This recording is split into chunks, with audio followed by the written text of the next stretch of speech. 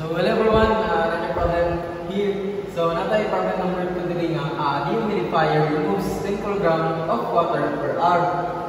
And question is, calculate the power required if the latent heat of vaporization of water is 2,500 kilojoules per kilogram. So natay given diri nga mass flow rate of 10 kg per hour, and then ang vaporization of water is 2,500 kilojoules per kilogram. So natay formula diri nga power is equals to mass flow rate times vaporization of water. So substitute lang nato ang given na 10 kg per hour times 2,500 kilojoules over kilogram of vaporization of water. So i-cancel lang nato ni ang kilogram. So using sa calculator makakuha og 25,000 kilojoules per hour. So since ang gina-require na diri is kilowatts, so akong i-convert ang hour into seconds.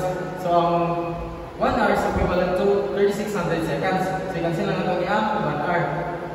Then using sa calculator makakuha ka og 6.94 kilojoules per seconds or 69.94 kilowatts. So that's all.